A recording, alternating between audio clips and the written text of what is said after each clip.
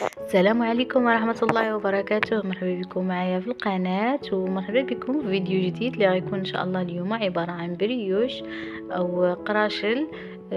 طريقة بسيطة بزاف ومقادير مضبوطة، والنتيجة غتكون هائلة وغادي تعجبكم اكيد. نتمنى يعجبكم الفيديو ديال اليوم.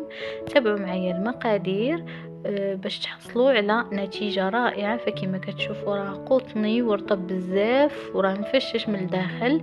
نتمنى يعجبكم الفيديو ديال اليوم وما تمشيو فين، وخليكم معايا باش تكتشفوا المقادير وطريقة التحضير.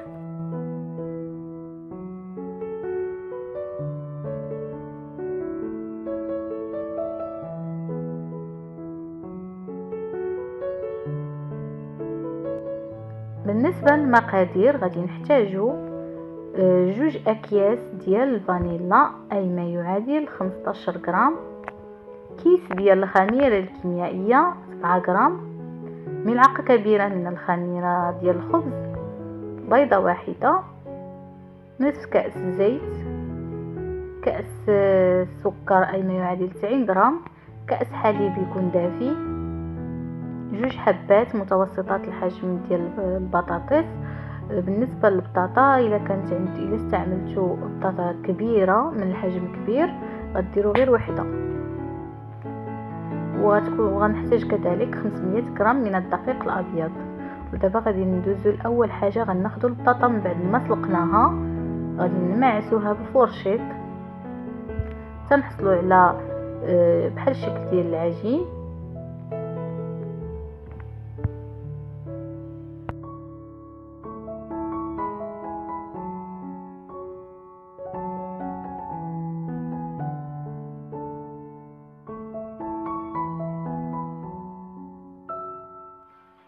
فانا كما كتلاحظوا من بعد ما معستها مزيان بالفرشيطه حتى حصلت على شكل بحال عجينه. دابا غادي ندوزو لطريقه تحضير العجين. اول حاجه غادي نخلطوا النواشف كلها مع بعضياتها. غنخلط خميره الخبز، غنزيد عليها كذلك خميره كيميائيه، غنزيد عليهم السكر الفاني، غنزيد عليهم البطاطس كذلك والسكر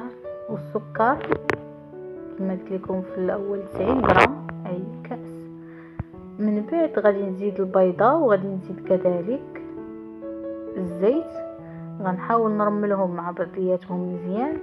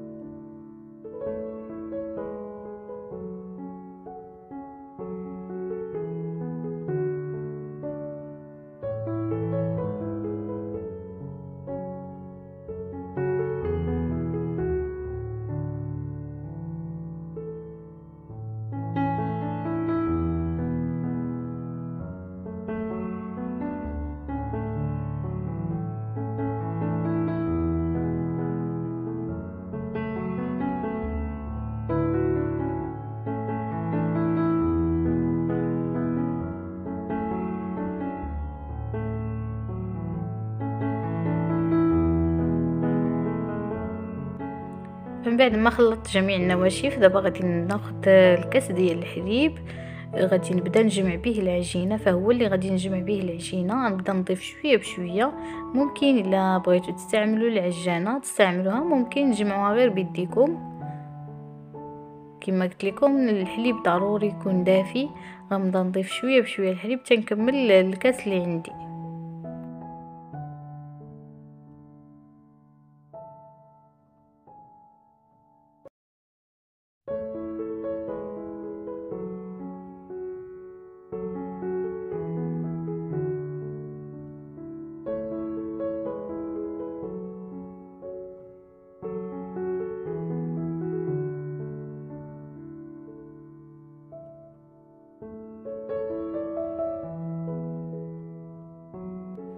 من بعد ما جمعت العجينه بالكاس ديال الحليب هكا كيكون القوام ديالها. كتكون عجينه رطبه بزاف، راه كتبدا تبان لكم راها كتلصق في اليدين.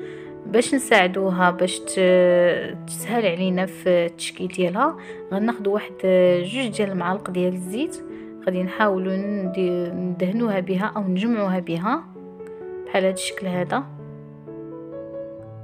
فمن بعد ما غادي نستعملوا الزيت فغتبان لكم انها ما غاديش تبقى تلصق، وغادي تسهل عليكم باش نشكلوا منها كويرات ديال البريوش.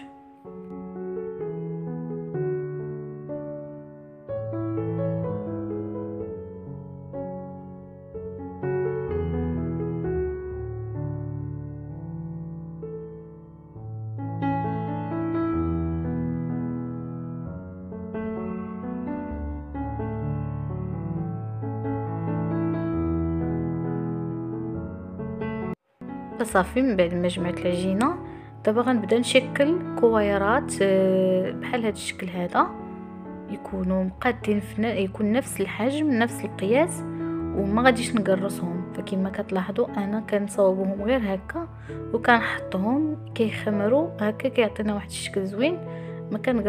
ما كنقرصهمش، كنخليهم كما هما. غنستمر بنفس الطريقه حتى نكمل كميه العجين اللي عندي، ومن بعد نتلاقاو باش نشوفوا المراحل اللي باقيين لينا.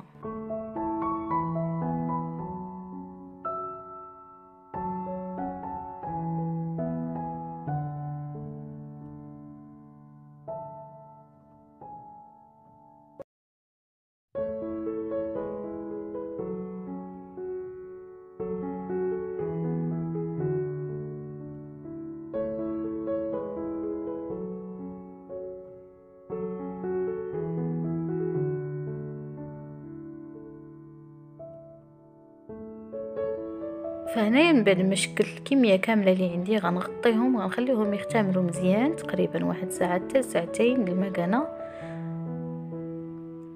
فهنايا كما تلاحظوا من بعد ما اختمروا كما قلت لكم راه خليتهم عطيتهم وقت كافي للاختمار، فهذا هو اللي كيساعد انهم يخرجوا لنا قطنيين من الداخل ورطبين بزاف. دابا كناخذ صفر بيضه غادي نخلط معاه واحد شويه ديال الحليب كيعطيهم واحد اللون زوين بزاف ومحمر. غادي ندهنهم كاملين بهذا الخليط هذا.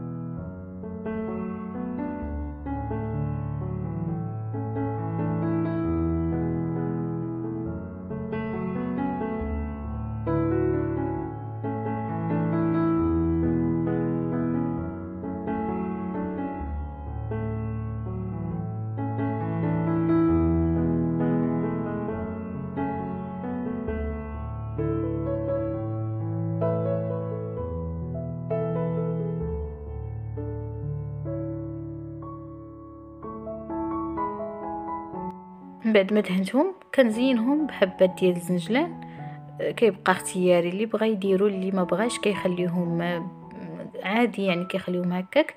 غنزينهم بحبات الزنجلان وكذلك غنزينهم برقائق اللوز.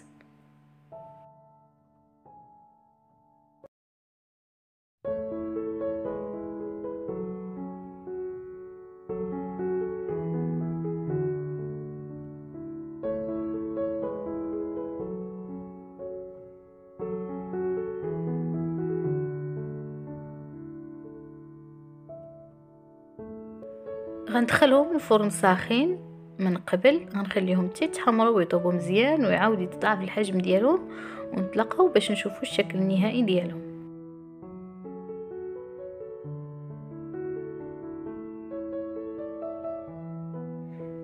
كيكون هذا هو البغيوش ديالنا من بعد ما تحمر مزيان كما كتشوفوا، خدا هذا اللون هذا وتنفخ مزيان. كما كتلاحظوا راه كما قلت لكم راه قطني بزاف، راه رطب.